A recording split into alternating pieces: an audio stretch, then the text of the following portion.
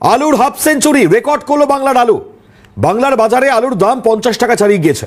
অতি প্রয়োজনীয় আলুর দাম বৃদ্ধিতে মাথায় হাত সাধারণ মানুষের। বাঙালির আলু ভাতে খাওয়াতেও মূল্যবৃদ্ধির খরা একেবারে। ব্যবসায়ীদের ধর্মঘট, যেখানে বাজারে কমেছে আলুর যোগান, হু হু করে দাম বাড়ছে বাংলার বিভিন্ন বাজারে। সরকার এবং আলু ব্যবসায়ীদের লড়াইয়ে জেরবার সাধারণ মানুষ। খুব স্বাভাবিকভাবেই এখন গতকালও মুখ্যমন্ত্রী মমতা বন্দ্যোপাধ্যায় বলেছেন যে এই জায়গায় দাম কিন্তু বাড়তে দেওয়া যাবে না কোনোভাবেই। এর আগেও মুখ্যমন্ত্রী মমতা বন্দ্যোপাধ্যায় জিনিসপত্রের নিত্য প্রয়োজনীয় যখন দাম বাড়ছিল তখনই তিনি কড়া হাতে দমন করবার বার্তা দিয়েছিলেন। কিন্তু বার্তায় কি সার? আলটিমেট দাঁড়িয়ে সাধারণ মানুষ তারা তো বলছেন যে এটা পলিটিক্যাল ওয়ার, কথা পাল্টা কথায় চলবে, কিন্তু সাধারণ মানুষ সেই তিমিরেই পড়ে থাকবে। খুব স্বাভাবিকভাবেই আলুর ক্ষেত্রেও এই মুহূর্তে পরিস্থিতি ঠিক সেই জায়গাতেই। এখনো পর্যন্ত পরিস্থিতি কোন জায়গায় আমরা নজর রাখবো শহরের দিকে।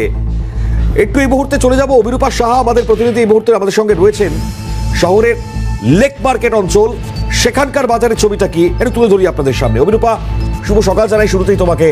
আজকের সকালটা কি শুভ সাধারণ মানুষের জন্য আলুর ক্ষেত্রে অন্তত পক্ষে? একটু বিস্তারিত জানাও।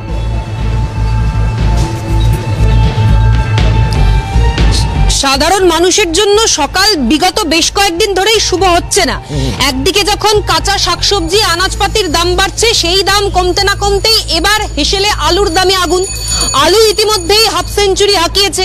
এবার বিষয় হচ্ছে একেবারে অতি সাধারণ মধ্যবিত্ত থেকে শুরু করে নিম্নবিত্ত প্রত্যেক সাধারণ মানুষের সকালের জলখাবারে যেমন রুটি আলুর তরকারি থাকে একেবারে ছাপোষা, দুপুরের খাবারে সেখানে চলে আসে এই ডাল আলু সেদ্ধ ভাত, এবং সন্ধ্যের জলখাবারে এই আলুর চপ আর সিঙ্গারা, সবকিছুই কিন্তু আলুর দামের জেরে দাম বৃদ্ধি হতে পারে। লেক মার্কেট বাজারে রয়েছে বিক্রেতা রয়েছেন, দাদা একটু কথা বলছি। আলুর দাম বাড়ার জেরে এবং সরকার এবং এই আলু ব্যবসায়ীদের ধর্মঘটের জেরে এই টানাপোড়েনে ক্ষতিগ্রস্ত হচ্ছে খুচরো ব্যবসায়ীরা। ক্ষতিগ্রস্ত মানে আমার তো দোকান বন্ধই হয়ে যাবে। কালকে আজকে তো সকালে এক্ষুনি দোকান খুললাম, এখন কটা বাজে দেখুন। আমার সকাল 6টায় দোকান খোলার কথা, আমি এক্ষুনি খুললাম, 1 বস্তা আলু পেয়েছি। মহাজন ঘর থেকে 1 বস্তা আলু দিয়েছে বিজনেসটাকে চালিয়ে রাখার জন্য। কত দাম রয়েছে আলুর? আপাতত আমি তো 35 টাকা আলু বিক্রি করছি। আর চন্দ্রমুখী? চন্দ্রমুখী 45 টাকা হচ্ছে। কোন দোকানে আপনাদেরই লেক মার্কেট বাজারে কোন দোকানে 50ও বিক্রি? হ্যাঁ, যারা আজকে মানে বেশি দামে নিয়েছে তারা তো বেচবে আজকের দাম অনুযায়ী। হ্যাঁ হ্যাঁ হ্যাঁ, আমার যেহেতু রয়েছে আমি সেভাবে বিক্রি তো অনেক কম। ও কম মানে কোনো কাস্টমারই নেই, আমি এই সময় দোকান খুললাম। আচ্ছা, একটা নতুন কমিটি গঠন করেছেন মুখ্যমন্ত্রী। পুরনো কমিটিতে উনি আর ভরসা রাখছেন না। আলু ব্যবসার ক্ষেত্রে দুর্নীতি ঠেকাতে নতুন কমিটি গঠনের সিদ্ধান্ত।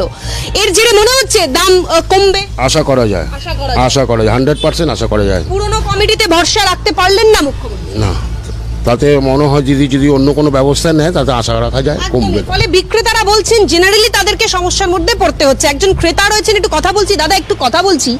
আলুর যে হারে দাম বেড়েছে, সাধারণ মধ্যবিত্ত মানুষের বাড়িতে তো আলু একদম ম্যান্ডেটারি। কিভাবে দেখছেন বলুন তো? কিভাবে এখন মানে সামাল দেবেন এই সংসার খরচা আলু কিনে? না, মূল্যবৃদ্ধি নিয়ে কোনো সরকারই কিছু ভাবছে না। মানে আমাদের স্টেট গভর্নমেন্টের তো অ্যাকচুয়ালি মূল্যবৃদ্ধি নিয়ে এটা ভাবা উচিত, কারণ যে হারে জিনিসপত্রের দাম বাড়ছে, আলু থেকে পেঁয়াজ থেকে কাঁচা সবজি, তো মানে মুদিখানা থেকে সমস্ত কিছু, হ্যাঁ, তো যেভাবে বাড়ছে, না সেন্ট্রাল গভর্নমেন্ট না স্টেট গভর্নমেন্ট, মানে সাধারণ মানুষের আমাদের নাজেহাল অবস্থা। লেক মার্কেটে যদি আমি প্রত্যেক দিন বাজার করি, এক দিন এক রকম দাম হচ্ছে। ও মানে মাঝখান থেকে কাদের জন্য দাম বাড়ছে বা কি হচ্ছে? টাস্ক ফোর্স গঠন করেছিলেন মুখ্যমন্ত্রী, সেখানেও দেখলাম সে মানে তারাও সেইভাবে কোনো রকম কাজ করতে পারলো না। মূল্যবৃদ্ধিটা হয়েই যাচ্ছে। আনাজপত্রের দাম যেভাবে বেড়েছে তাতে আমাদের পক্ষে সাধারণ মানুষের কিন্তু ভীষণ অসুবিধা। একেবারে অভিরূপা, আমি ধন্যবাদ জানাই। মানে সবটাই আইওয়াস, কেউই কোনো কাজ করবেন না। সাধারণ মানুষের কাছে বার্তা তো আসবে, কিন্তু কাজের কাজ, লাভের লাভ আখেরে কিছুই নেই। কারণ এই মুহূর্তে দাঁড়িয়ে শুনলেন লেক মার্কেট শহরের এমন এক প্রান্ত যেখানে 35 এবং 45 আলু বিক্রি করছে। খুব স্বাভাবিকভাবেই একদিকে যখন এই ছবি, তখন আপনারা তো শুনলেন সকালবেলা বীরভূমের ছবিটা, যেখানে 55 টাকা আলুর দাম, তাও আবার জ্যোতি আলু। চলুন এই মুহূর্তে দাঁড়িয়ে যারা ব্যবসায়ীরা রয়েছেন, আমি বিশেষ করে হুগলির সিঙ্গুরের একজন যিনি আলু ব্যবসায়ী রয়েছেন তার সঙ্গে কথা বলেছিলাম। তিনি কি বলছেন একটু শোনাই আগে। ধরুন এই আলুটা যদি আমাদের এখানে 28 টাকা কেজি বিক্রি হয় এই আলুটা, তখন এই আলুটা যদি আমরা অ্যাভারেজ দিই 26 টাকায় পাওয়া যাবে। এবার এই যে আলু দেখছেন, এই কাঠপিস ছোটো এই আলুগুলো, এই আলুগুলো আমাদের কলকাতার ডালায় চলে না। এই আলুগুলো বিহার ডালায় চলে, ওরা সাধারণত ছোট আলু খায়। বিহার, ঝাড়খণ্ড এরা ছোট আলুটা পছন্দ করে, আমাদের কলকাতায় বড়টা পছন্দ করে।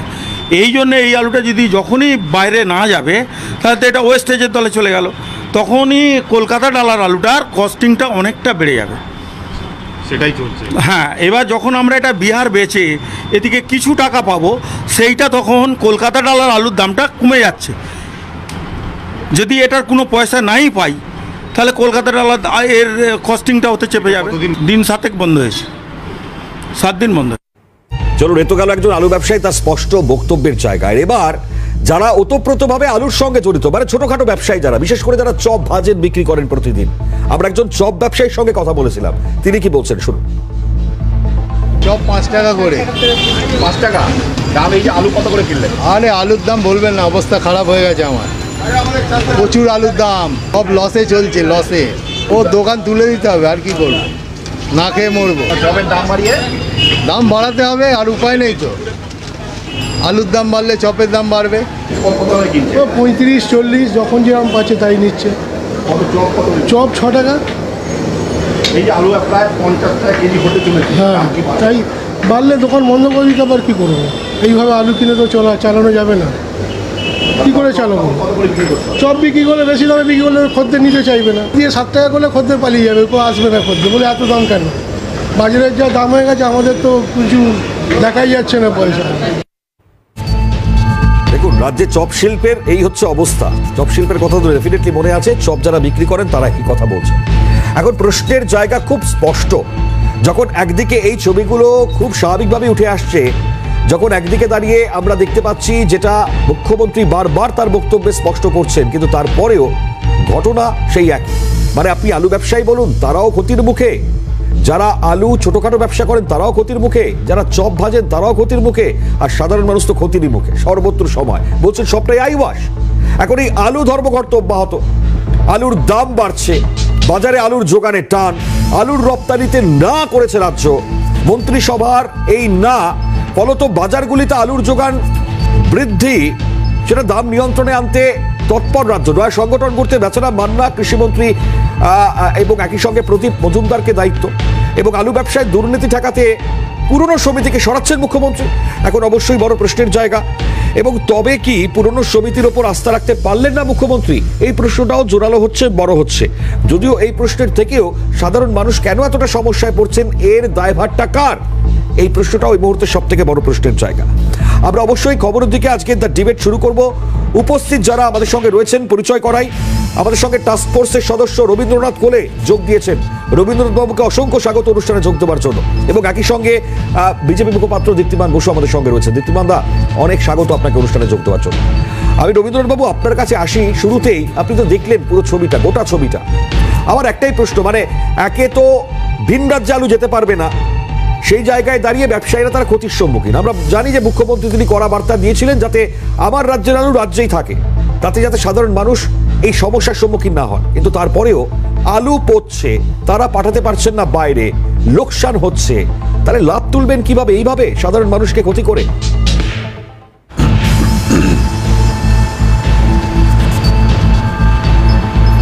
না, এই কথা আলু বাইরে পাঠাতে পারবেন না, এ কথা মুখ্যমন্ত্রী বলেন।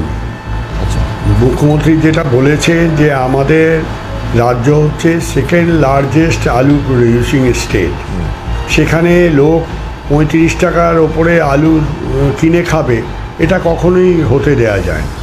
এটার মধ্যে অযৌক্তিক কী আছে আমার তো মনে হয় না।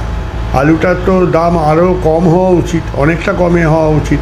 এবং যখন 9 তারিখে উনি মিটিং ডেকেছিলেন টাস্ক ফোর্সে, সেই মিটিংয়ের পরে 10 তারিখ থেকে আমরা লাগাতার বাজারগুলো কলকাতা শহর এবং শহরতলি অঞ্চলে আমরা করেছি, গিয়েছি, ভিজিট করেছি। আলুর দাম 32-এ নেমে গেছিলো।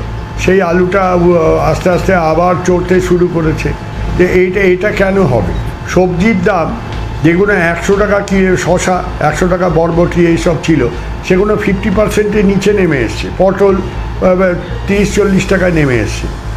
আলুটা হঠাৎ কমে গেল, কমতে কমতে তারপরেই বাড়তে শুরু করলো। এই আলুতেই এখন সমস্যা। অন্য কোনো সবজিতে সেভাবে আজকের কিন্তু হোলসেল কেন বাড়ছে? মানে আমার এটাই প্রশ্ন। সবজির দাম অনেকটা নিয়ন্ত্রিত, দু একটা আইটেম আছে টমেটো ছাড়া। আলুটা এটাই বলছি, আসছি দাঁড়ান। হ্যাঁ। আলুটা নিয়ে যেটা বলতে চাইছেন যে আলুটা আমাদের এখানে যদি যোগান ঠিক মতো দেওয়া হয়, বাজারগুলোয় যেসব হোলসেলারদের মালগুলো স্টোরের আলু তো এখন আমরা নিচ্ছি, সেগুলো যদি ঠিকঠাক করে মার্কেটিং করা হয় তাহলে আলুর দাম তো বাড়ার কথাই নয়, 30 টাকার ওপরে যাওয়া উচিত না। সেইটা স্টেবিলাইজ করার জন্যেই এই পদক্ষেপ। গতকাল 5:30টার সময় সিএস মিটিং ডেকেছিলেন, দিদি বলে ডাকতে বলেছিলেন, সেখানে এটা দীর্ঘ আলোচনা হয়েছে। দীর্ঘ আলোচনা হওয়ার পরে সেখানে কথাও সেখানে আমাদের কৃষিমন্ত্রী ছিলেন, এগ্রি মার্কেটিং মন্ত্রী বেচারাম মান্না, সেখানে এই জেলাগুলো কনফারেন্সে কথা হয়েছে। সেখানে ঠিক হয়েছে যে আলুর যোগান রাখতে হবে, আলু যাতে সাধারণ মানুষ ঠিকঠাক দামে পায়, তার জন্য কলকাতা কর্পোরেশন, অতীতে কলকাতা কর্পোরেশনের এই ভূমিকা ছিল। কলকাতা কর্পোরেশন তার বাজারগুলোয় আলু রেখে আলু ব্যবসায়ীদের সাপ্লাই দিয়েছে স্টোর থেকে বের করে, এবং সেগুলোর জন্য যারা স্টোর মালিক সেই সংগঠনের পতিতবাবুরাও ছিলেন, পতিতবাবুরাও কথা